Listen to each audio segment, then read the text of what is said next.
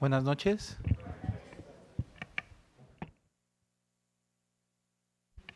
Sí, ahí está.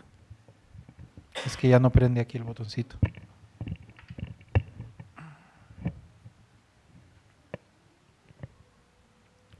Bueno, qué gusto verles, hermanos. Vamos a compartir la palabra esta noche. Vamos a ver en la Biblia, en el libro Primero de Reyes, primer libro de los Reyes, y vamos a ver el capítulo 12.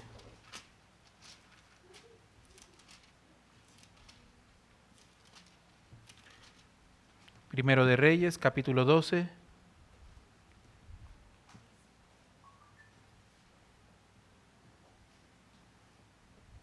Y vamos a ver el versículo, desde el versículo 1.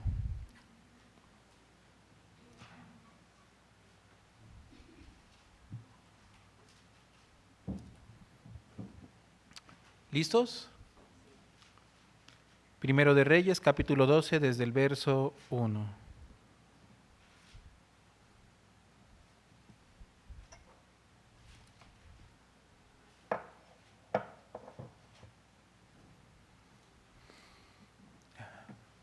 Bueno, dice así.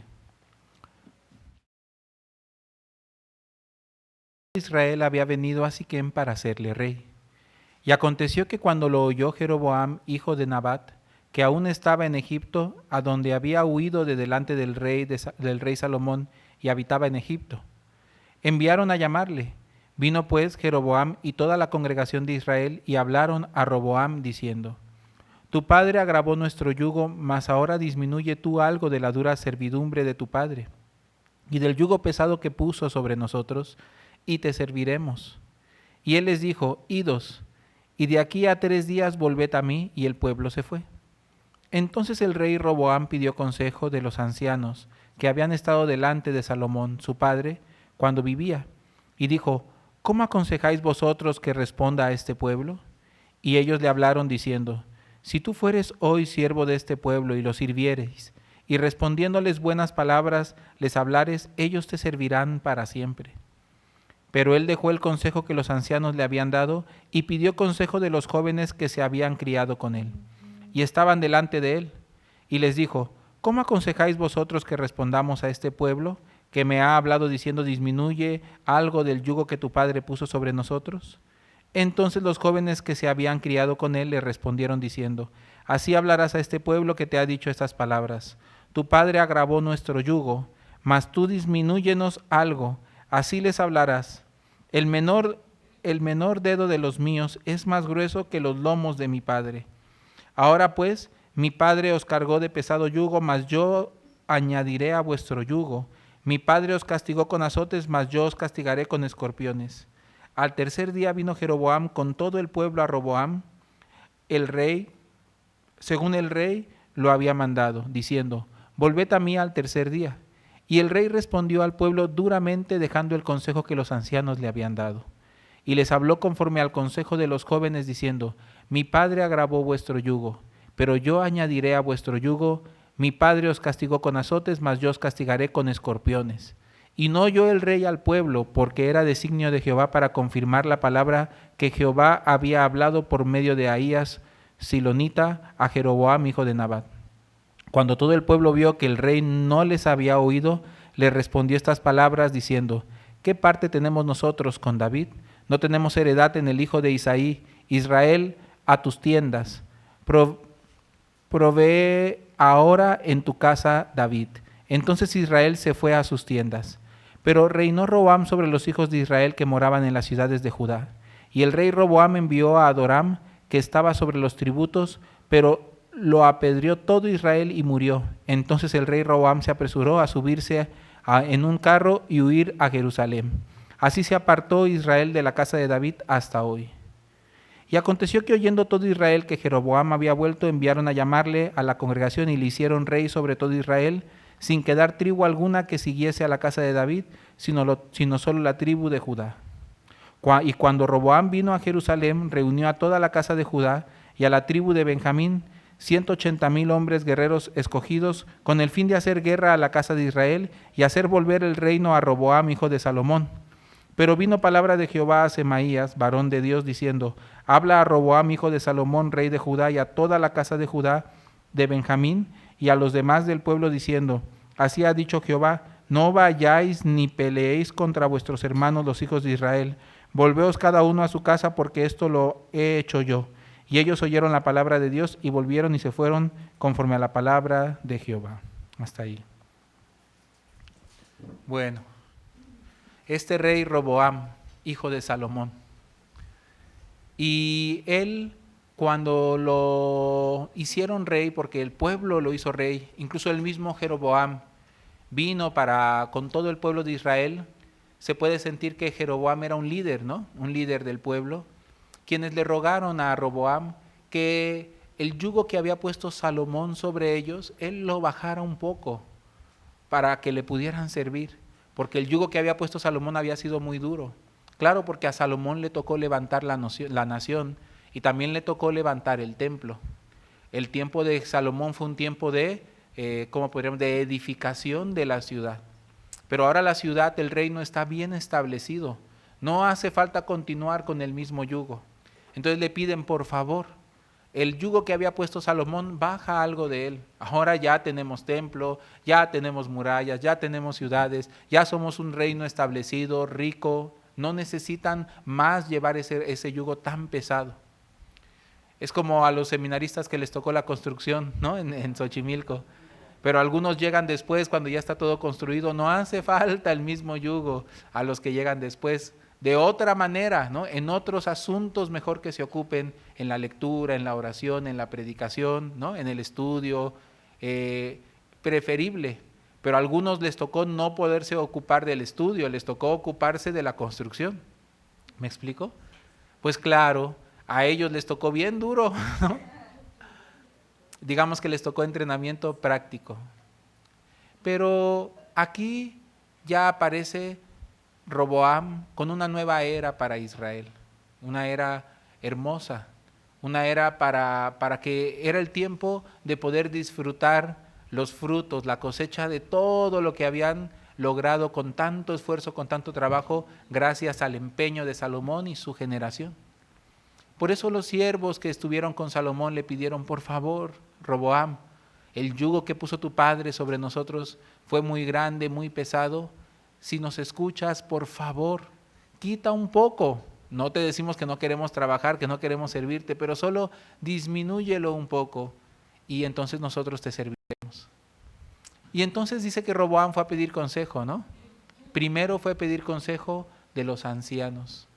¿Dónde está el evangelista? A ver, nadie, en el tiempo del culto es tiempo de la palabra del Señor. Espero que todos los hermanos no estén haciendo otra cosa sino en el culto, en la palabra. Tal vez hay algún asunto. ¿El hermano Pablo dónde está? Uh-huh.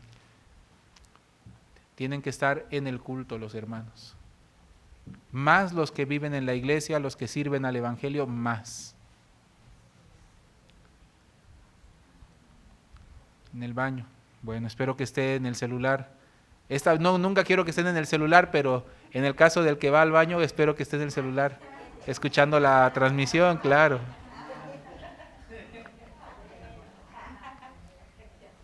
Ya va a quedar publicado para la posteridad. El evangelista salió al baño, ¿no? ¿Los dos? ¿El hermano Pablo también?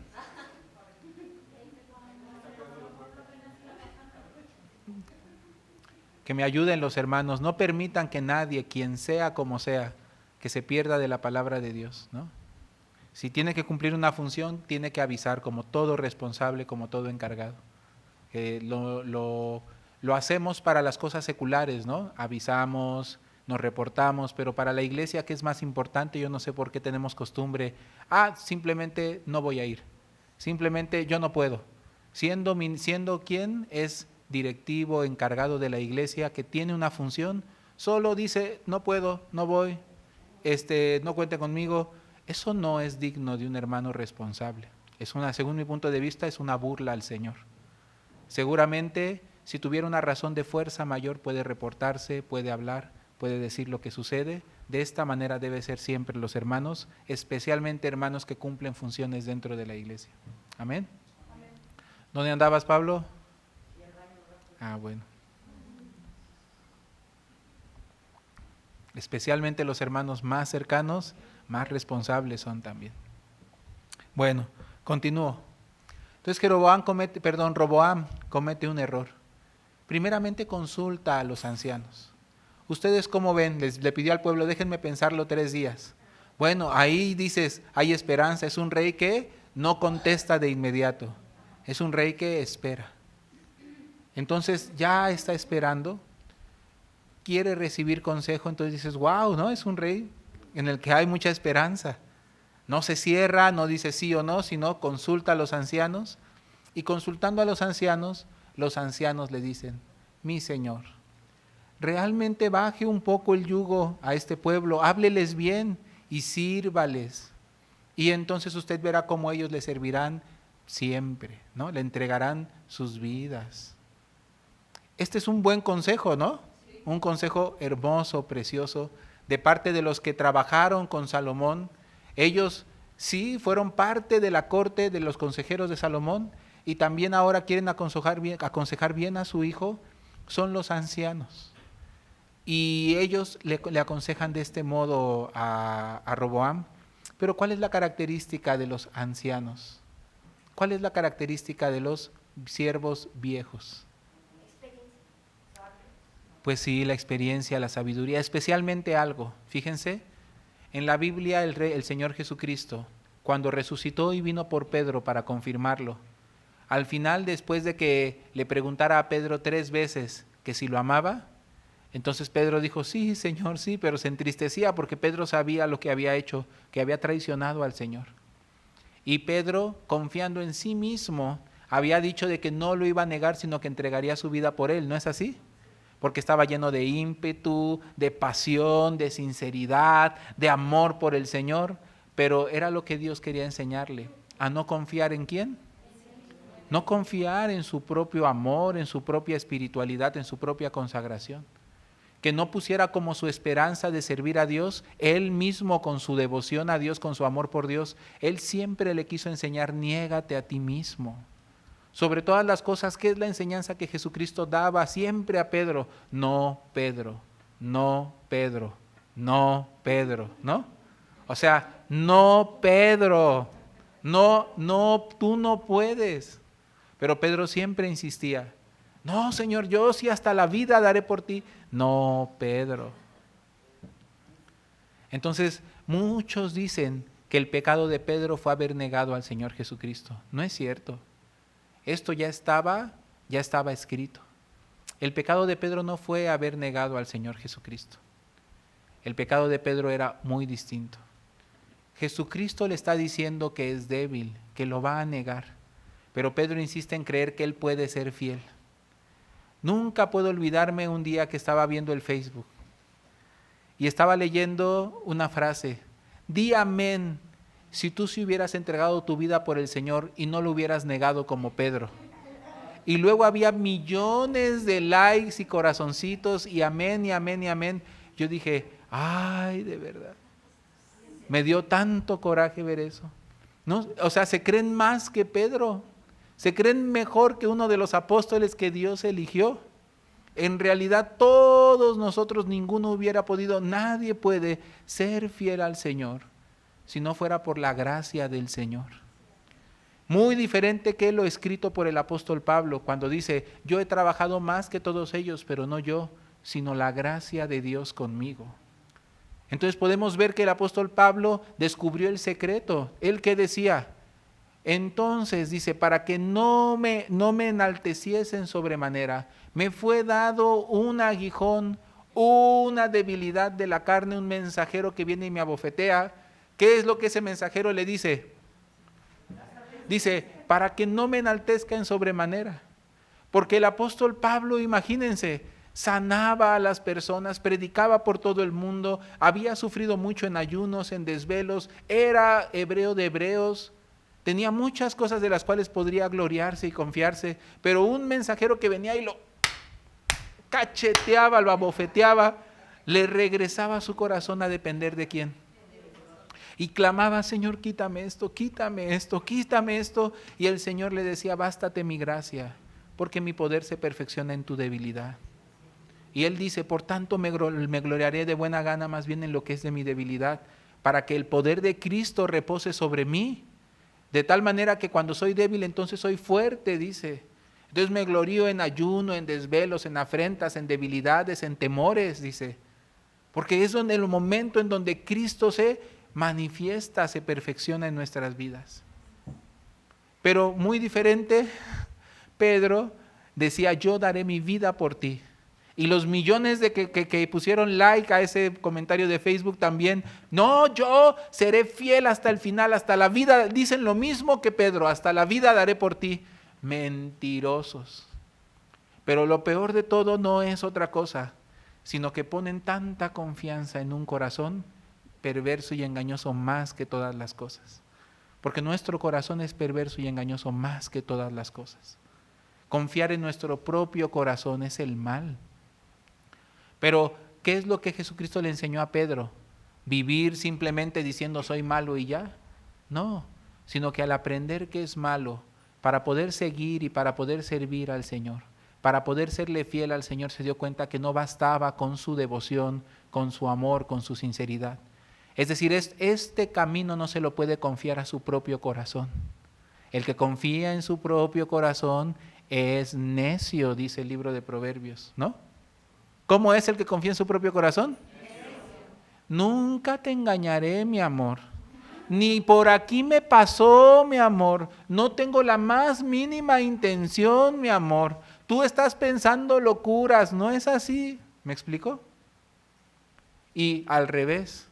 No, mi amor, nunca fue mi mala intención, nunca he tenido yo esta otra intención, nunca me ha interesado tomar lo ajeno. El que confía en su propio corazón es necio. Por eso en la iglesia se hace reporte financiero, los tesoreros se acompañan con un asistente, el ministro debe reportar los gastos, cómo se hacen las finanzas. Aunque la iglesia no duda de su ministro y el ministro no es que tiene tendencia de agarrar nada, pero no nos confiamos de nada de la carne. Por eso guardamos la línea entre el sexo opuesto, ¿no? Nos llevamos, somos cordiales, nos saludamos, tenemos amistad, pero muy respetuosamente, muy cuidadosamente también. ¿No es así? Nada de que la hermana siendo casada tiene su mejor amigo de la secundaria, ¿no? Nada de que el hermano casado tiene su mejor amiga, ¿no? Con quien se lleva de amigui, con su confidente, ¿no? ¿Su qué?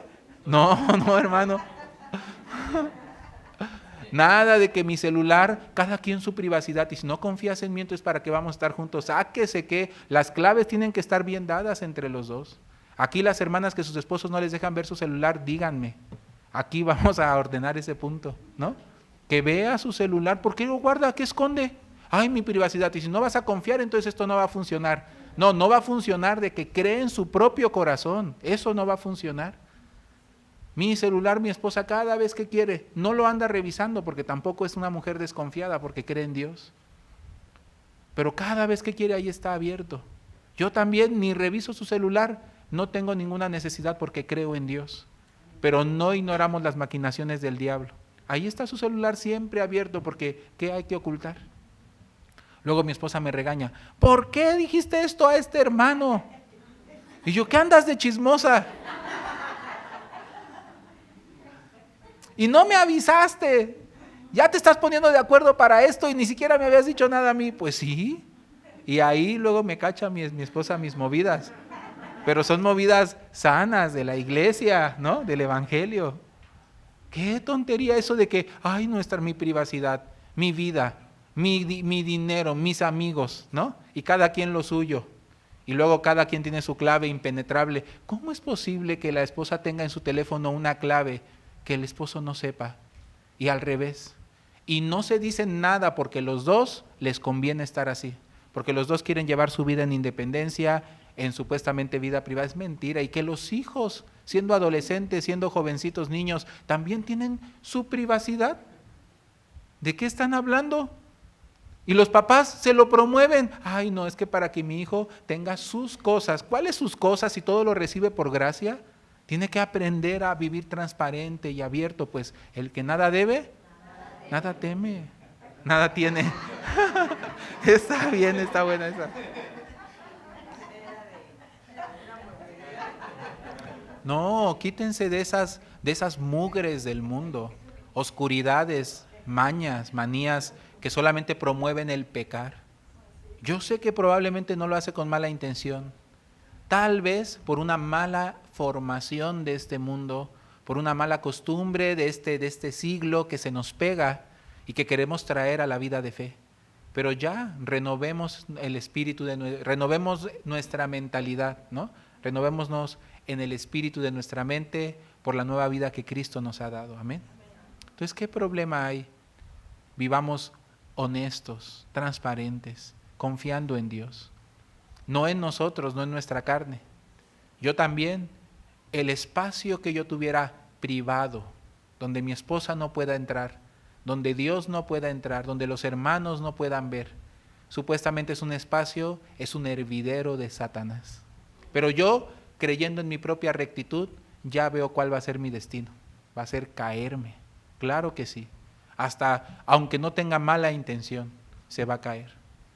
Para nada tampoco estoy diciendo que bien a los celosos y celosas, de ninguna manera, porque también el celosa y celoso, inseguro, es porque también no cree en Dios, ¿no es así? Entonces también no debe creer en su propio corazón, porque el que confía en su propio corazón es necio. Entonces la característica de aquella persona, cree en su propio corazón. Cree en su propio corazón, bueno para servir, bueno para ser fiel, bueno para andar en rectitud, se esfuerza, con su propio esfuerzo quiere sostener una vida de fe, solo se va a cansar, se va a frustrar y va a pecar, va a fallar. Muy diferente el que no por creer en su propio corazón, sino por conocer su propio corazón, que es toro acorneador, y sabe que su propio corazón es acorneador, entonces él mismo se pone despierto, trae su debilidad ante el Señor, reconociendo esta debilidad. Y esta debilidad le sirve como puente para recibir la gracia de Dios. En la gracia de Dios es transformado por la palabra, por un corazón, por un poder de Dios que le sostiene y también por actitudes saludables que le permiten rendir cuenta, ¿no? Rendir cuenta a los que están cerca de él. ¿Para qué? Para vivir protegido en el Señor. Entonces así el que es débil no se siente en ninguna manera acorralado, sino protegido. Pero el que es fuerte, como león enjaulado se siente. Por eso la diferencia. ¿Dónde el Señor se puede manifestar? Se manifiesta en aquel que por su debilidad reconoce y recibe la protección y ayuda de Dios. Pero ¿cómo interpreta la ayuda y la protección de Dios un león? Me quieren atrapar, ¿no? Me cortan mi libertad. Bueno, si tanto crees en tu libertad, a ver, vamos a ver si realmente te permite vivir libre. Pero la gracia de Dios realmente nos da libertad. A mí la gracia de Dios me liberó de alcohol, de vicios, de manías, de mañas, de maldades, de pecados, de inmundicias, de depresión, de tristeza, de conductas dañinas. Me libró de todo esto, me hizo poder vivir realmente como mi corazón sueña, así Dios me permite vivir. Amén. Conforme a las promesas y sueños que da. Pues cuán hermoso es el que no confiando en su propio corazón, sino reconociendo la gracia de Dios. Por eso digo, muy diferente. Mientras que el apóstol Pedro decía al Señor, no, jamás te traicionaré, hasta la vida daré por ti. Estos te van a traicionar, pero yo no.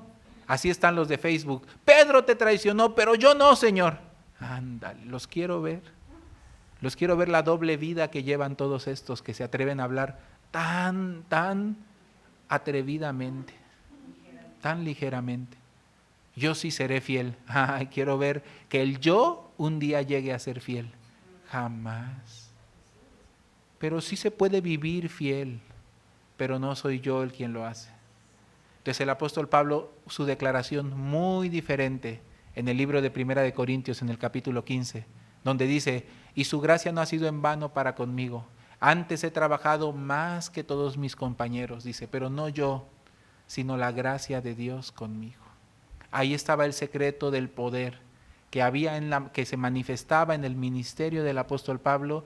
No era su propio poder, sino era la gracia de Dios. Amén. Esa es la diferencia para mantenerse firme. Amén. Por eso aquí yo pienso para prometerle a mi esposa, yo siempre le digo que yo soy fiel con ella, que la amo, que es mi gorda, así le digo, ¿no? Pero siempre Dios me dice, acuérdate, esto no eres tú, ¿eso quién es? Es Cristo, ¿no? Eso es por la gracia de Dios. Entonces yo todo el tiempo, cuando yo prometo, porque no es que yo no prometa, cuando yo planeo, porque no es que yo no planee, cuando yo me afirmo sobre alguna promesa o sobre alguna actitud o sobre una esperanza de vivir una vida recta delante de Dios, nunca creyendo que yo pudiera hacerlo, jamás, sino siempre reconociendo, porque tú me das tu gracia, Señor. Si no, yo cómo puedo decir, si mi corazón es perverso y engañoso más que todas las cosas, ¿cómo yo me podría sostener? Así que tengo un atrevimiento, una osadía muy grande, que a veces cuando el pastor nos pregunta, ¿amén? Yo le contesto, amén. Y digo, ¿y tú quién eres para contestar amén? Yo, nadie, pero el Cristo que vive en mí, amén. Él sí es alguien. A veces el pastor nos convoca a alguna ofrenda, alguna promesa. Entonces, ¿vamos a sacar adelante este trabajo, este evento, esta ofrenda? Amén, pastor. Y yo por dentro, yo no tengo, no puedo, no sé con qué. Pero más adentro, ¿cómo no? Si tengo, si puedo, si tengo con qué. ¿Qué es? La gracia de Dios conmigo. Pero es muy diferente la confianza en la gracia de Dios. Por eso la debilidad se convierte en un puente hacia Cristo, no al revés. Cuando el apóstol Pedro, hasta la vida daré por ti, ¿en qué estaba confiando él? En que él amaba a Jesucristo. ¿Esto qué le terminó resultando? Desastre, ¿no? Traiciona a su rey. Traiciona a su rey. Lo niega hasta con maldición y 3 veces. Jesucristo lo voltea a ver como diciéndole, ¿no que no? ¿No que no caías? Y Pedro ya llora amargamente. Todos los días de su vida, cuando escuche en las mañanas el gallo cantar, se acordará que él en realidad es un traidor, para que confíe solamente en la gracia de Cristo. Imagínense, pasa su día sanando con su sombra, predicaba y a su predicación se convertían miles. Cuando él compartía el don del Espíritu Santo, descendía visiblemente en las personas que creían. Y bautizaba y añadía muchos miles y muchos lo respetaban y traían las prendas de los enfermos que no podían llevarle y él oraba tomando las prendas y los enfermos se sanaban. Seguramente él cómo dormía. ¡Ay, Señor! En cuánto poder, en cuánta gloria me tienes ahora, cuánto trabajo, cuánto servicio, cuántos peligros he cruzado por el Evangelio. Se dormía pensando que había hecho un montón de cosas para el Señor, que su sombra sanaba. Y entonces cuando se despertaba, ¿qué lo despertaba? O sea, literalmente el Señor lo despertaba de su sueño, con un recuerdo. ¿Quién hace todo eso? Pedro, tú eres traidor. Ese gallo siempre cada mañana le recordaba. Empezaba el día recordando, tu sombra no hace nada, ¿no? Tu predicación no hace nada. Es la gracia. ¿Saben qué le dijo Jesucristo después de que 3 veces le preguntara que si lo amaba? Le dijo, Pedro, cuando se es joven, y ese es el punto al que yo quería llegar, cuando se es joven, te ciñes y vas a donde quieres y tú mismo te sostienes, ¿no? Pero le dice una cosa más, cuando se es viejo, levantas tus brazos al cielo, dejas que otro te ciña y te lleve a donde no quieres. Y la Biblia dice así, mas esto decía, diciendo, o sea, tratando de explicar con qué muerte Pedro habría de glorificar a Cristo. Lo que no pudo hacer cuando Pedro confiaba en su propio corazón, de decir, voy a morir por ti. Pero cuando Pedro ya no confiaba en su propio corazón, entonces sí pudo dar la vida por Jesús, ¿no es así? Sí realmente vivió una vida de alzar los brazos, dejar que el Padre lo sostuviera. Esa es la característica de los ancianos.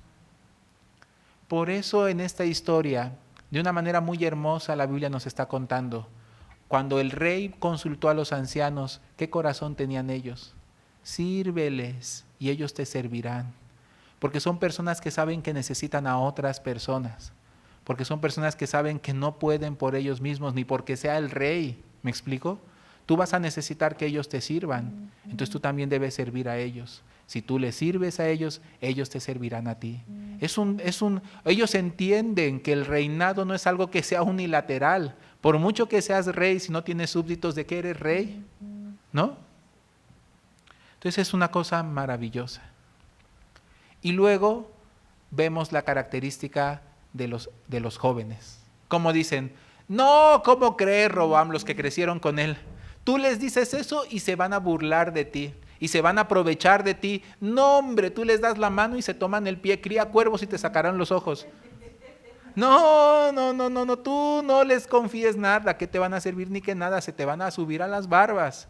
Tú les vas a decir, óiganme, pueblo creído, ¿no ven que yo soy su rey? Les vas a pegar así yo soy su rey.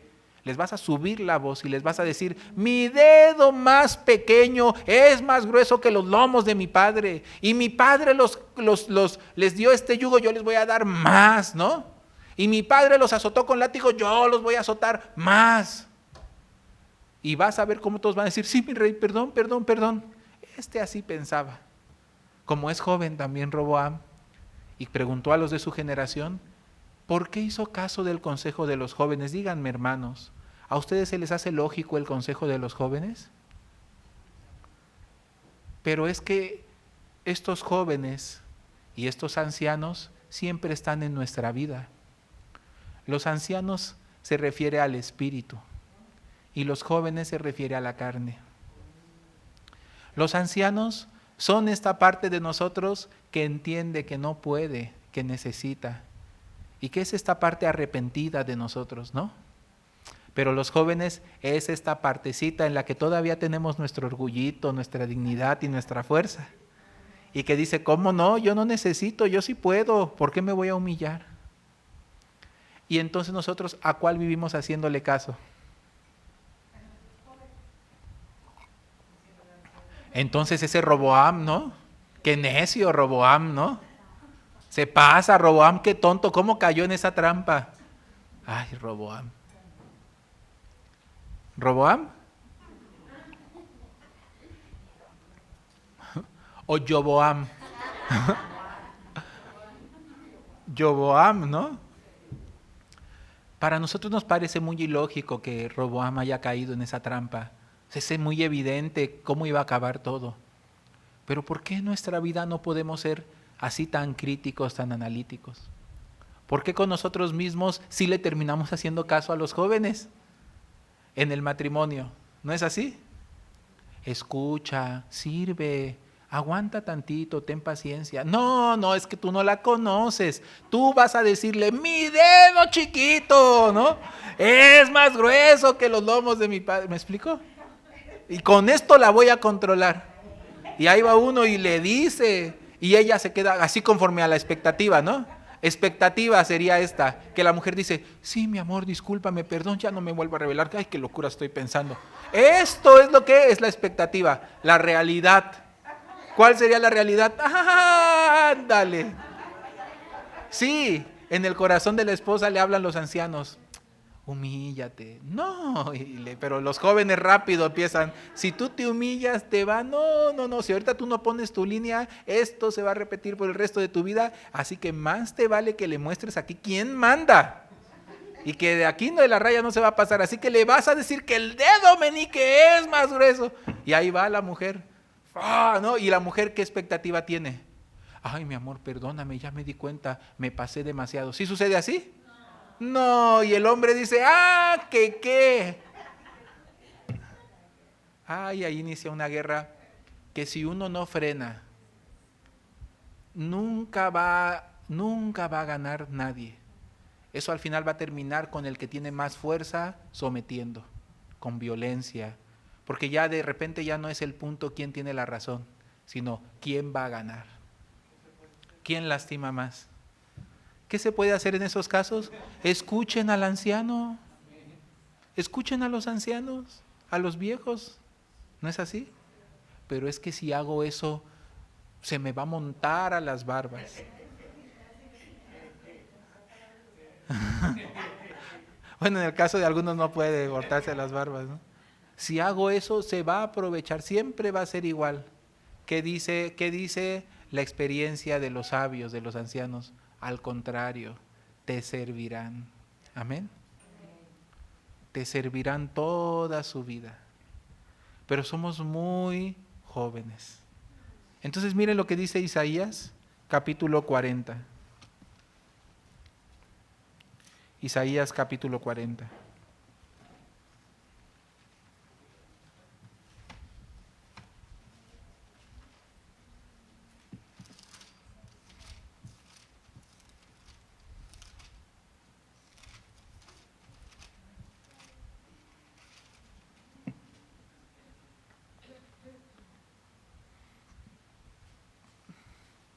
Y vamos a ver el versículo 30, que dice: los muchachos se fatigan y se cansan, los jóvenes flaquean y caen, pero los que esperan a Jehová tendrán nuevas fuerzas, levantarán alas como las águilas, correrán y no se cansarán, caminarán y no se fatigarán. Entonces, los jóvenes flaquean y caen, pero dice que aparte de los jóvenes hay un grupo que no estoy insultando, molestando a los jóvenes, no vayan a creer, ay, no, vamos a la iglesia y el pastor nada más nos agarra de carrilla, de mal ejemplo, ¿no? O sea, los jóvenes aquí son un concepto que tienen en su fuerza de qué gloriarse. A eso se refiere. Pero dice, pero los que esperan a Jehová, o sea, los jóvenes por más que tienen fuerza, flaquean y caen, pero los que esperan a Jehová. Entonces, ¿de dónde proviene el poder escuchar? Me preguntaba un hermano, ¿no? Entonces, ¿qué se hace? ¿De dónde proviene el poder escuchar a los siervos viejos? A los siervos viejos del Padre. Proviene de entender que los jóvenes flaquean y caen, pero los que esperamos a Jehová, ¿qué dice? Tendrán nuevas fuerzas. ¿Qué más? ¿Y qué más? Y no se fatigarán. Este es el resultado de esperar en Jehová. ¿Qué se hace en el matrimonio? ¿Qué se hace cuando yo discuto con alguien y obtengo solamente la respuesta áspera, necia? Si después de intentar y no se puede, si yo quiero aplicar mi esfuerzo, solo seré como los jóvenes que flaquean y caen. Pero si en ese momento me acuerdo, mi esfuerzo no sirve para nada, espero en Jehová. El esperar en Jehová levantará alas como las águilas. Amén. Pero ¿por qué alguien esperaría en Jehová? Jesucristo se lo dijo a Pedro. Porque el que es viejo levanta sus brazos y deja que otro lo ciña. Pero el que es joven se ciñe a sí mismo. ¿Qué quiere decir entonces en este sentido ser joven? ¿Ser joven? ¿Qué es ser joven? Ser fuerte. Tener en sí mismo de que, ¿cómo de que no sí puedo? Ahorita le voy a hacer entender. ¿No me entiende? Me va a entender. Expectativa. Que me entiendan. Realidad. No, hombre, ¿qué me van a entender? Por eso yo veo muchos matrimonios por una cosa pequeña que podrían simplemente dejarlo pasar. Un asunto que no es nada. De repente discutir. Es normal, porque ¿quién no discute varias veces en el día? Yo discuto varias veces en el día con mi esposa por diferentes situaciones en las que no nos ponemos de acuerdo. Pero ¿por qué tendríamos que convertir cada desacuerdo en un megapleito? Entonces no, o sea, con su debido nivel, ¿no? Oye, ¿por qué así? Oye, no, ¿por qué? No, pero es que no. Y ya. No pasa nada, es un asunto pequeño. Ya vente a comer. No le contesto porque ya voy. Mi amor, que ya te vengas a comer. ¿Por qué me gritas? No te grité. ¡Ay, qué exagerado! ¡Qué exagerada tú! ¡Ay, ay! ¿Ya? No hace falta más otra cosa, ¿no? Pero algunos, no, pero es que tú siempre acuérdate el 28 de enero de 1987, cuando tú siempre te quieres creer la más y tú te crees el non plus ultra y tú, pero yo, pero te odio, ya me voy, ya te voy a mandar a mis abogados. ¿Qué pasa? Mi dedo más pequeño es más grueso que el... ¿Qué te pasa? ¿Por qué se ríen, hermanos?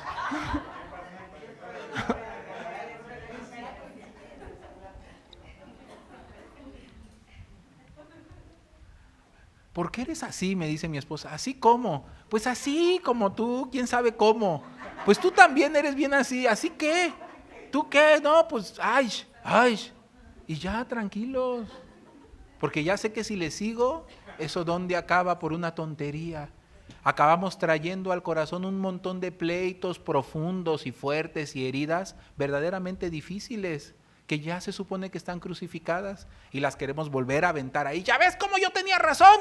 ¿Ya ves cómo no has cambiado nada? ¿Ya ves cómo seguimos siendo lo mismo? Ah, ¿para qué sirve la fe? Ah, ya me voy de la iglesia. ¿Y la iglesia qué culpa tiene?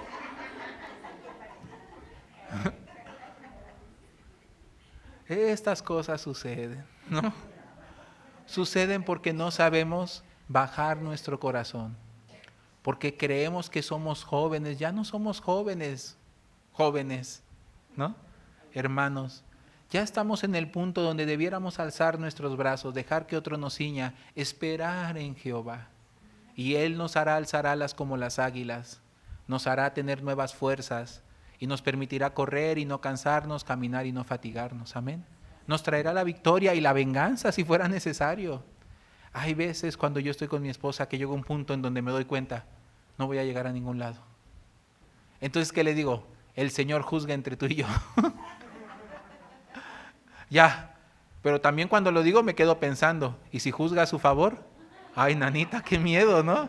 Bueno, que juzgue con misericordia. Pero que juzgue. Porque lo hace. El Señor, si viene al que acude a Él, el Señor le hace justicia. Pero cuando resulta a favor del otro, no aceptamos, ¿no? Ay, no, entonces no se vale, ¿por qué? Oh, bueno, hasta Dios cuestionas tú. Tan fuerte eres. El Señor finalmente pone orden, hermanos. Lo mismo hacia los hijos. Claro, cuando son pequeños, como siempre he dicho, con disciplina, con vara, con castigo, se necesita corregir, ¿no?, a los niños. Pero cuando ya crecen un poco y ellos empiezan a tener su criterio y es necesario conversar y platicar con ellos. Aún desde pequeños es necesario platicar, pero es verdad que desde pequeños muchas veces, aunque por mucho que platiques, no entienden y se necesita pues una buena vara, ¿no? Pero cuando ya están bien grandotes y tú les quieres seguir dando vara, como que ya no queda, ¿no? Ya no corresponde el niño más grande que la mamá y la mamá hasta le da risa cuando la mamá le da y el niño, ¿no? Ya no le hace nada. Ay, sí, mamá, perdón, ¿no? Y te va a ir peor la próxima. Y le vale, porque ya eso no le sirve. Porque ya lo que necesita es comprender. Lo que necesita es realmente formarse en su corazón las convicciones. Y esas sí se pueden transmitir, pero nunca se transmiten con la imposición, con los golpes. En el culto de damas hablé de Moisés. Miren, vamos a ver en el libro de Hechos, capítulo 7. Hechos, capítulo 7. El versículo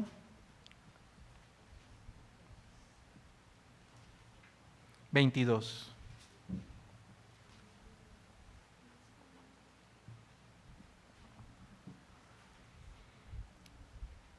Todo lo que le estoy diciendo es porque me han contado. Nunca, no vayan a creer que yo he pasado por esas cosas, jamás. No, pero sí me han contado. No solo me han contado, lo he visto. Hechos capítulo 7, versículo 22. ¿Sí? Dice así: Y fue enseñado Moisés en toda la sabiduría de los egipcios, y era poderoso en sus palabras y obras. Cuando hubo cumplido la edad de 40 años, le vino al corazón el visitar a sus hermanos, los hijos de Israel. Y al ver a uno que era maltratado, lo defendió, e hiriendo al egipcio vengó al oprimido. Pero él pensaba que sus hermanos comprendían que Dios les daría libertad por medio suya, por mano suya, mas ellos no lo habían entendido así. Y al día siguiente se presentó a unos de ellos que reñían y los ponía en paz, diciendo: varones hermanos sois, ¿por qué os maltratáis el uno al otro? Entonces el que maltrataba a su prójimo le rechazó diciendo: ¿quién te ha puesto por gobernante y juez sobre nosotros? ¿Quieres tú también matarme como mataste ayer al egipcio? Al oír esta palabra Moisés huyó y vivió como extranjero en tierra de Madián, donde engendró 2 hijos. Pasados 40 años, un ángel se le apareció en el desierto del monte Sinaí, en la llama de fuego de una zarza. Entonces Moisés, mirando, se maravilló de la visión, y acercándose para observar, vino a él la voz del Señor: yo soy el Dios de tus padres, el Dios de Abraham, el Dios de Isaac y el Dios de Jacob. Y Moisés, temblando, no se atrevía a mirar. Y le dijo: Señor, le dijo el Señor: quita el calzado de tus pies, porque el lugar en que estás es tierra santa. Ciertamente he visto la aflicción de mi pueblo que está en Egipto, y he oído su gemido, y he descendido para librarlos. Ahora pues ven, te enviaré a Egipto. A este Moisés, a quien habían rechazado diciendo: ¿quién te ha puesto por gobernante y juez? A este lo envió Dios como gobernante y libertador por mano del ángel que se le apareció en la zarza. Hasta allí. Ustedes vean, aquí hay 2 Moisés. Hay este Moisés, que a los 40 años era poderoso en palabras, ¿no es así? Y obras, que tenía gran influencia porque era príncipe de Egipto, ¿no es así? Y un día le vino al corazón visitar a sus hermanos, los de Israel. ¿Qué significa que le vino al corazón visitarlos? ¿Que él dónde vivía? ¿Vivía cerca con ellos? ¿Convivía con ellos? ¿Compartía con ellos? Él vivía como príncipe, pero un día le vino al corazón visitarlos. Recuerden ustedes que a Moisés lo recogió la hija del faraón y lo vio niño hermoso, pero Miriam, su hermana de Moisés, lo estaba siguiendo, y cuando vio que lo recogió la princesa, entonces dijo: ¿quiere que llame a una de las hebreas para que se lo cuide? Y la princesa, claro, por más que lo vio hermoso, dijo: yo no lo voy a cuidar, o sea, perdón. Y entonces ella dijo: sí, adelante, ve por una de las mamás de las hebreas para que lo cuiden. Y fue por Jocabed, su mamá natural de Moisés, quien lo cuidó y lo crió. Y podemos entender, porque aquí dice que Moisés sabía que Dios traería por su mano libertad al pueblo de Israel. Entonces podemos entender que Moisés no es como la película del príncipe de Egipto, que no sabía nada y de repente se enteró. No. En realidad Moisés sí sabía muy bien que era israelita, que era hijo de Jocabed, que era hermano de Miriam y de Aarón, y que también Dios libertaría al pueblo de Israel de la tiranía de Egipto por mano de él. Pero Moisés vivió en el palacio, ¿no? Y Moisés estaba en el palacio, estaba allí, y un día, no sé cuánto tiempo habrá pasado, cuánto tiempo habría sin comunicación entre él y los israelitas, y un día dijo: los quiero visitar. Entonces, ¿ellos lo habían visto? ¿Habían visto su interés por ellos? ¿Habían visto que estaba pendiente? Nunca lo vieron pendiente de ellos, no les importó, no le importó, hasta que un día le vino al corazón. Dice, porque él pensaba que sus hermanos sabrían, o pensaba que ellos también estarían entendidos de que Dios los libertaría por mano de él. Porque él se sorprendió, viendo a un egipcio que maltrataba a un israelita, dijo: ¿cómo es posible? Y fue a quererlo defender y finalmente terminó matando al egipcio. Ante esto, ¿qué tenía que pasar? ¿Qué tenía que suceder?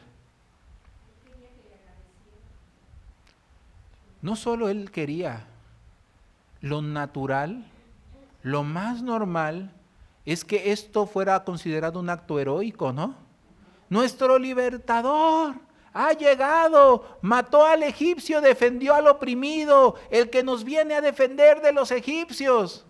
Mas quién sabe cómo la noticia se roló de una forma muy diferente, como de que es un asesino. Por más que los defendió a ellos, ellos no tienen ningún corazón de agradecimiento ni de aceptar que él está sacrificándose por ellos.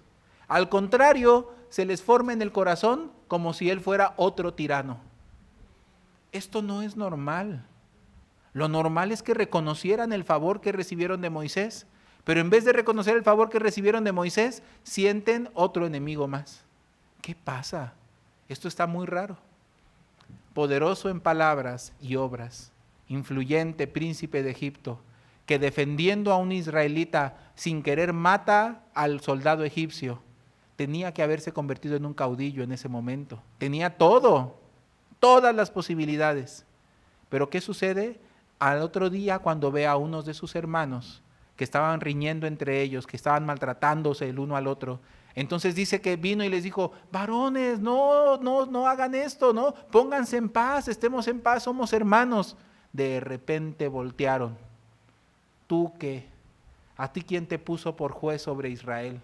¿O qué? ¿Me quieres matar como también mataste al egipcio? ¿Qué clase de respuesta es esta? Este Moisés tenía muchos recursos para poder ejercer esta función de libertador, mas todavía no era el tiempo. Porque cuando se es joven, ¿qué? Te ciñes y vas a donde quieres. Porque los jóvenes flaquean y caen. Todavía Moisés no es alguien que espera en Jehová. Moisés es alguien que tiene en sí mismo de qué esperar. Por otro lado, Moisés nunca ha estado entre sus hermanos, pero de repente viene a quererlos poner en paz. De repente viene a visitarles y ya se cree que le van a aceptar como su libertador. ¿Esto es así? No es así. Miren, no es que Moisés no tenga la razón. ¿Tiene la razón? Tiene la razón. ¿Están bien ellos de reclamarle todavía que los defiende y por defenderlos termina metiéndose en un delito grave? ¿Esto está bien que le reclamen?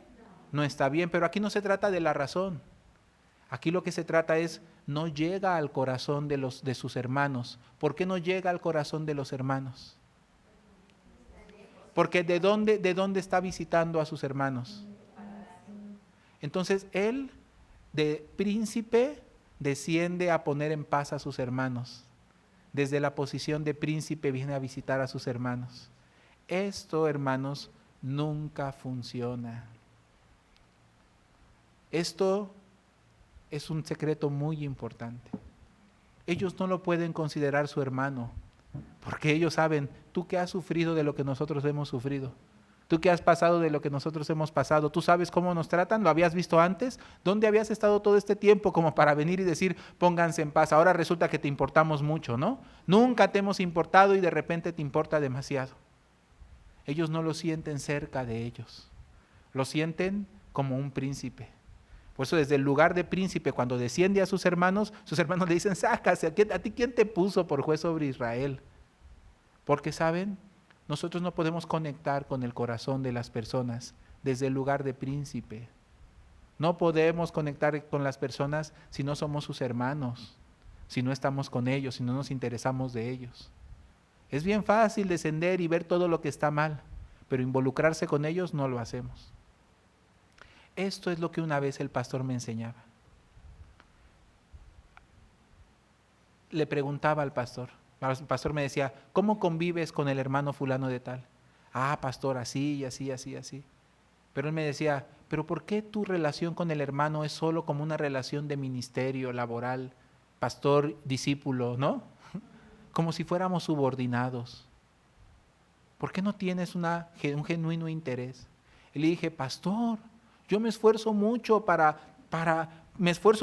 que el hermano se sienta amado, que a mí me importa, que a mí me interesa, lo procuro, le llamo. Me dijo: esa es la diferencia. Lo que para ti es un esfuerzo, para mí es muy natural. Para mí yo no me esfuerzo nada. Es algo natural porque hay un genuino interés en mis hermanos que Dios me dio. Pero ¿por qué tú te esfuerzas? ¿Tú crees que Él no se da cuenta que para ti es un esfuerzo? Y yo me quedé: sí, es cierto. Ya cuando yo me quería defender diciéndole que yo me esfuerzo, desde ahí estuvo mal. Ya me dejó sin palabras. Es la verdad, pastor. Porque la verdad es que muchas veces lo que nos interesa es cumplir una función, hacer bien un trabajo, usar a las personas para que mi trabajo salga bien. ¿Pero nos interesan las personas? Esto es algo que las personas perciben. Y cuando se sienten que realmente a mí me importa, a mí me interesa, las personas te entregan su vida y su corazón. Un joven de la iglesia de Veracruz un día me hizo la misma pregunta: pastor, ¿cómo le hace para que los jóvenes lo sigan, lo quieran, lo obedezcan? A veces los hermanos vienen con esta pregunta: no sé qué le dan en la iglesia, todo el tiempo quiere estar en la iglesia. Ya le dije, vete a la iglesia, vive en la iglesia, haz todo en la iglesia, ya para qué vienes aquí si en la iglesia todo, pero conmigo nada. Y yo le digo, sí, hermano, ¿por qué será? ¿Por qué será? ¿Saben? El poder transformador y toda clase de buenos frutos no provienen del esfuerzo ni de la imposición, provienen de la conexión. ¿Quieren hallar fruto en sus esposas, esposos? ¿Quieren hallar fruto en sus hijos? Conecten el corazón. Pero si no quieren conectar el corazón, porque les da miedo, que no sepan cómo manejar los miedos, las ansiedades, los problemas, las confusiones que ellos están viviendo, y por esa cobardía no quiere conectar el corazón y solamente quiere darles dinero y cumplir su responsabilidad como padre o como hermano sin conectar el corazón, luego no se queje por qué cualquier cosa del mundo lo conecta y se lo lleva. Pero si ustedes no conectan el corazón con los familiares, con los vecinos, con los hijos, con las hijas, con los esposos y las esposas, entonces Satanás va a conectar el corazón con ellos. Ocupemos, porque somos la luz del mundo, ese lugar. Mantengamos el corazón conectado, primeramente con Dios y también entre nosotros. Amén. ¿Por qué no pueden cambiar a sus hijos? Me preguntan algunos hermanos. ¿Por qué lo quieres cambiar? En vez de estarlo tratando de cambiar, ¿por qué no te conectas con él? Solito va a cambiar cuando el corazón se conecta. Amén. El cambio no viene por el esfuerzo, viene por la conexión. Y la conexión se da cuando nos mostramos vulnerables, no cuando nos mostramos potentes.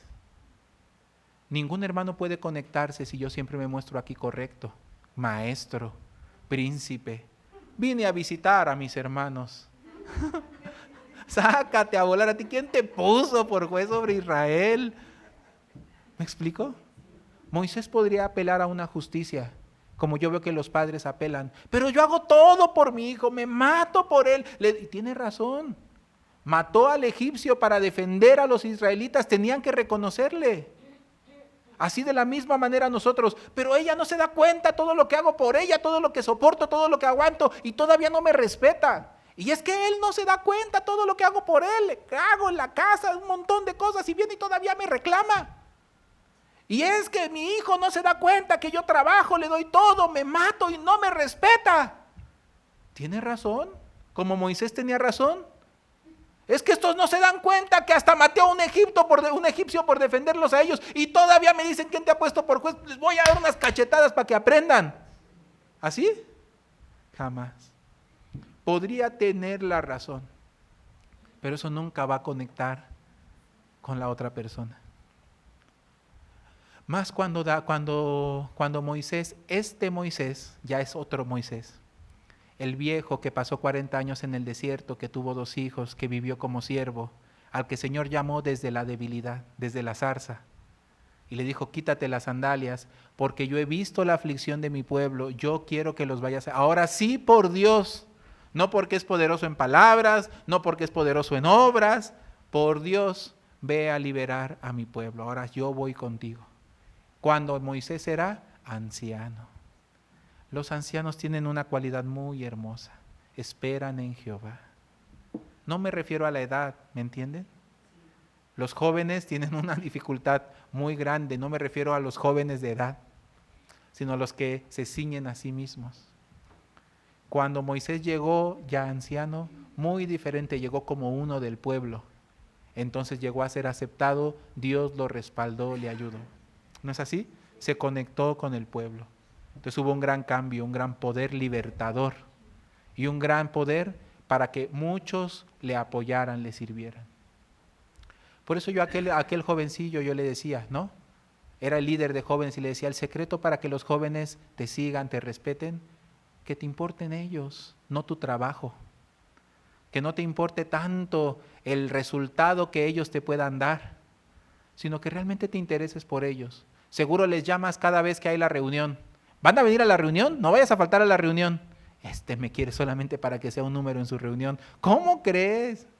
¿Por qué no le llamas para preguntarle cómo le ha ido, cómo está, cómo va con aquello que te había platicado, que le cuesta, que le duele? ¿No? Ay, no, pues es que no sé qué decirle. No te preocupes, aunque no sepas qué decirle, aunque no tengas un consejo súper sabio, pero el hecho de que escuches. Luego, si no sabes qué contestarle, no te preocupes, tienes iglesia, tienes siervo, acércate, pregunta. Y luego el siervo, la palabra de Dios te va a dirigir y vas a poder orar con él y decirle, mira hermano, esto y aquello, ¿no es así? Y de esta manera se forma una conexión. Vas a ver si necesitas esforzarte para que venga a la reunión. Y cuando alguien no te quiera hacer caso, él va a ser el primero que va a decir, ¿cómo lo voy a dejar allí? Yo vi ese poder esta vez que fui a la boda de Mario. Había unos jóvenes que estaban trabajando en un cuarto, estaban terminándolo de construir, lo tenían que dejar listo porque iba a llegar una familia a vivir ahí, una familia de un misionero. Y entonces uno de los jóvenes llegó ya todo cansado y con sueño y decía, me quiero dormir. Y entonces todos le decían, pues duérmete, aquí abajo, ahí hay un lugar secreto donde aunque te busquen no te encuentran, pero ya todos lo conocemos. Está el lugar donde se duermen y abajo hay unos cajones para meter sus maletas, pero ahí se meten ellos a dormir. Y así le decían sus amigos para que se metiera y él dijo, no, ¿por qué no? Ándale, todos lo hacemos. Y dijo, no, pero es que estoy apoyando ¿cómo se llama el seminarista? A Tadeo. Estoy apoyando al seminarista Tadeo. Y entonces yo dije, ¿y qué? ¿Le pega o qué? Hasta yo estaba ya diciéndole, ándale, échate un sueñito, pero dijo, no, es que ¿cómo voy a dejar a Tadeo? Y entonces entendí, yo les dije, ese es el poder del mundo del corazón. Quien realmente a ti te ha servido, tú le quieres servir. ¿No es así? Aunque todos le decían para que se descansara, él no se descansó, se regresó porque no quiso dejar solo a quien también a él le había respondido. Y es que dijo, es que a mí el Tadeo no me deja, por eso yo ¿cómo lo voy a dejar? Qué precioso. Yo cuando vi eso dije, ese es el poder de realmente el amor fraternal no fingido. Entonces, no se necesita que Tadeo venga a gritarle, ¿verdad? Si Tadeo tiene que venir a gritarle, ¿qué significa? No hay conexión, sino solo esfuerzo. Un día el pastor Pablo Shin vino del aeropuerto y preguntó por un asunto, una discusión que había entre algunos que vivían en la iglesia y que ¿por qué? Y venía conmigo un ministro. Y le dijo, pastor, y empezó a acusar a los jóvenes que estaban haciendo mal, ¿no? Y el pastor le dijo, nada de lo que me dices es el problema. Todo lo que me dices no tiene ningún sentido. Y lo vi como molesto. Y le pregunté, pastor, ¿cuál es el problema? ¿Qué es lo que usted ve? Dice, el problema es que el corazón no fluye. Si el corazón no fluye, por eso sucede esto. No tiene nada que ver con quién tiene razón, quién está desordenado, quién está mal o quién está bien. No fluye el corazón, por eso hay desorden. Yo me quedé, es la verdad. ¿Cómo podemos hacer que fluya el corazón? Sería la pregunta.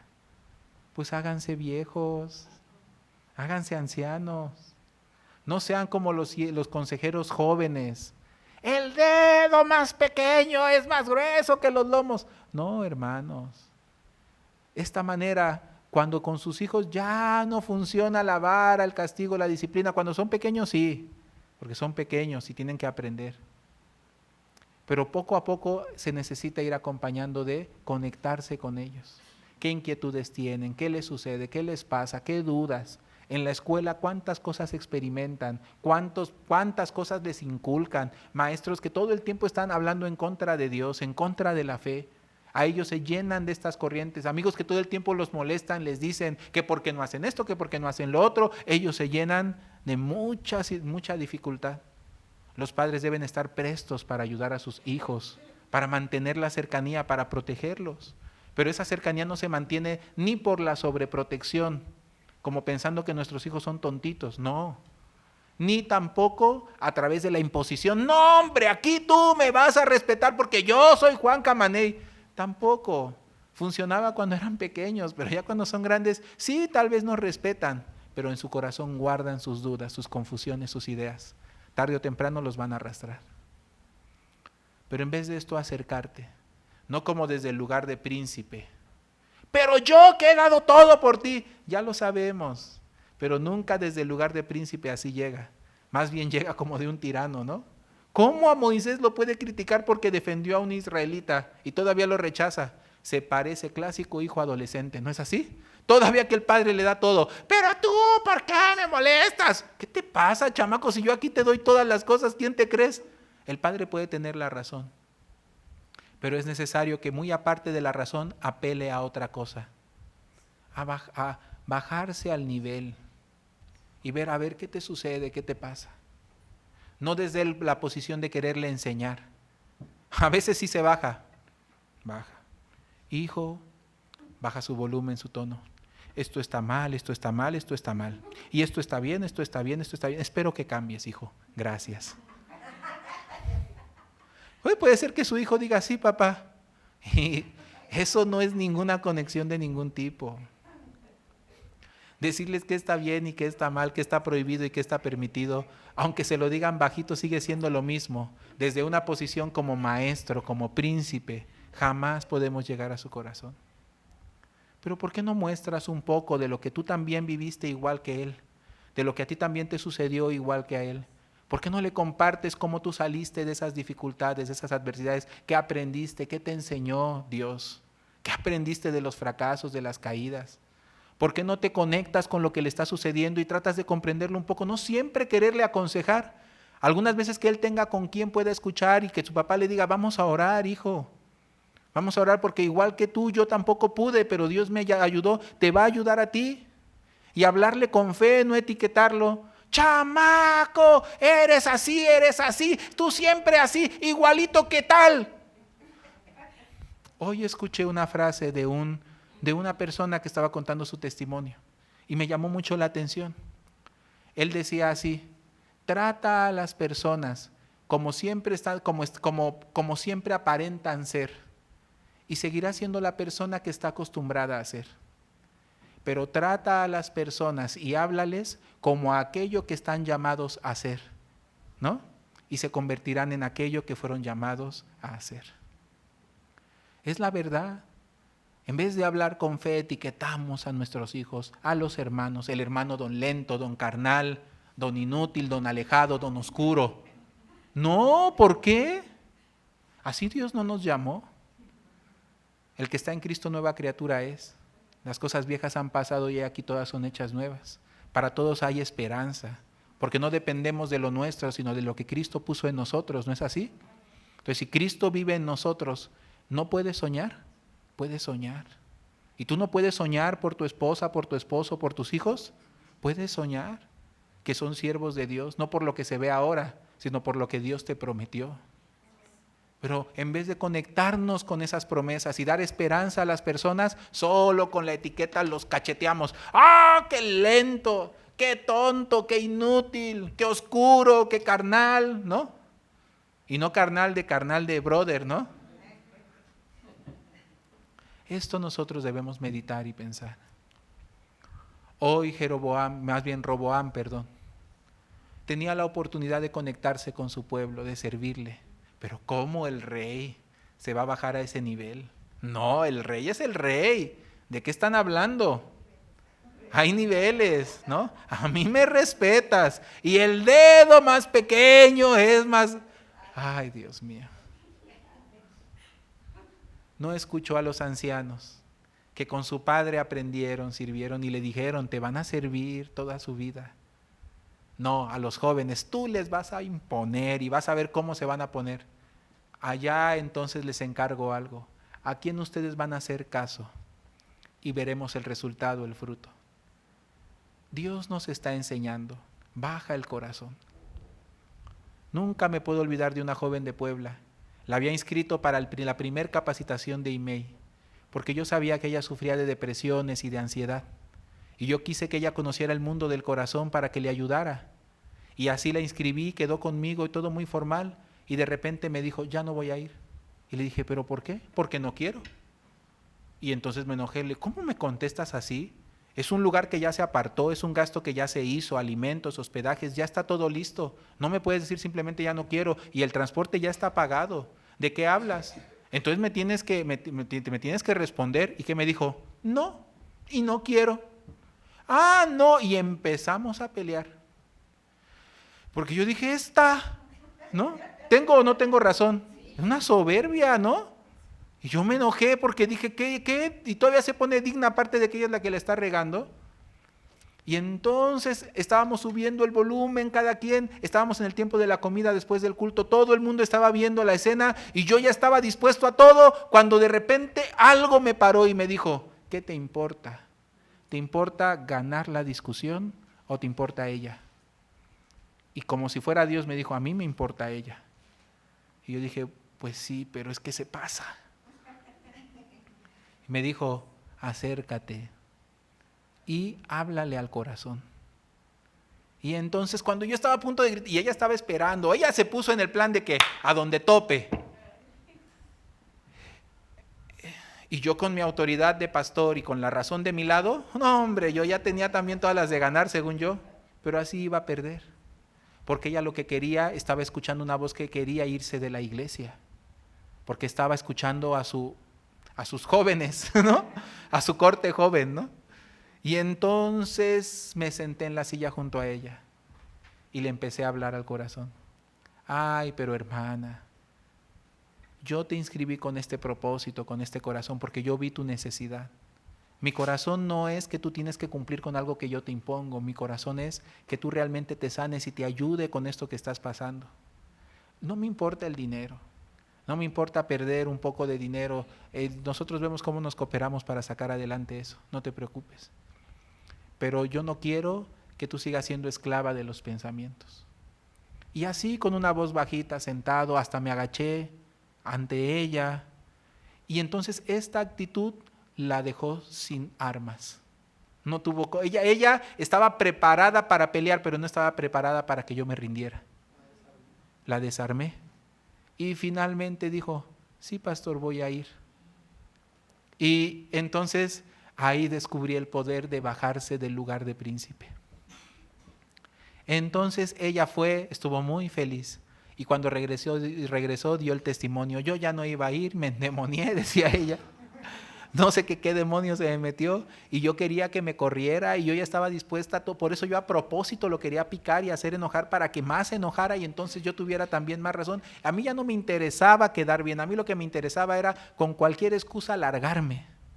Pero dice, lo que me desarmó fue que el pastor se acercó y se bajó, dijo ella, usó esa expresión, se bajó, se humilló debajo de mí. Ella dijo así. Y cuando él se humilló debajo de mí, me dejó sin ninguna arma, ninguna defensa. Y ya no supe ni por qué, pero le dije que sí.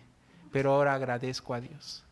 Eso en el corazón de ella lo dijo en su testimonio, me ganó el respeto por el evangelista. El respeto se gana, pero no se gana como los pavos reales luciendo nuestra cola, ¿no? El respeto se gana cuando uno es capaz de conectarse con las personas y servirles. Y entonces realmente tendremos personas a nuestro lado que nos sirven, que el corazón fluye y por eso son transformadas y cambiadas. Amén. Fluya, el corazón fluya. Tengamos comunión. ¿Tienen problema con alguien? Dejen de apelar a su dignidad y a su razón. Bajen desde su lugar de príncipes. Háganse hermanos y hermanas, ¿no? Bajen al lugar de los esclavos. Y allí acérquense a sus hermanos, tengan comunión, escuchen. ¿Por qué tienen que pleitear por todo? ¿Por qué no puedo escuchar algo que me dicen que no me parece o que está en contra de mí? Escúchalo, luego respóndelo con calma. Y verás cómo todos esos malos entendidos, todos se solucionan y se arreglan. Con sus hijos, con quienes no pueden, ábranle sus corazones. No como regañando todo el tiempo, algunas veces sí se necesita, pero algunas veces se necesita abrir el corazón, vulnerarse. Y cuando se vulneran, el hijo puede ver, mi padre también le duele lo que yo le hago, también le lastima que yo sea tan duro de corazón. Yo no me había dado cuenta que cuando hago esto lo hago sin pensar. Y por otro lado, y mi padre me está abriendo un puente para que yo abra mi corazón y descubran todas las mugres que hay dentro del corazón de nuestros hijos que nos dan tanto miedo, pero que cuando se descubren, Dios les va a dar sabiduría cómo ayudar a sus hijos. Amén. Dios les va a dar palabras. Si pueden orar, pues ni que Dios no nos escuchara, pues la oración del justo puede mucho. Aunque no tengan que decirles, pero podemos orar unos por otros. Amén. Conectemos el corazón. Aquí está esta palabra hermosa. Roboam, no escuchando a los viejos, escuchando a los jóvenes. Mi dedo más pequeño es más grueso que el lomo de los lomos de mi padre. ¿Qué le pasó? Lo terminaron matando, ¿no? Entonces en realidad nadie le sirvió, nadie, eso no le sirve a nadie de nada. ¿Y por qué? Porque cree que puede, porque no tiene el corazón de los ancianos que esperan en Jehová. ¿De verdad no pueden con alguien? ¿No pueden con algo? Esperen en Jehová. Y los que esperan en Jehová alzarán alas como las águilas, tendrán nuevas fuerzas, correrán y no se cansarán, caminarán y no se fatigarán. Dios siempre respaldará no al que tiene la razón, sino al que espera en Él. El que espera en Él será respaldado, ayudado, protegido y defendido por el Señor. No necesita aplicar su propia fuerza de joven, sino la fuerza de Jehová en la gracia de Dios. Vamos a compartir hasta aquí.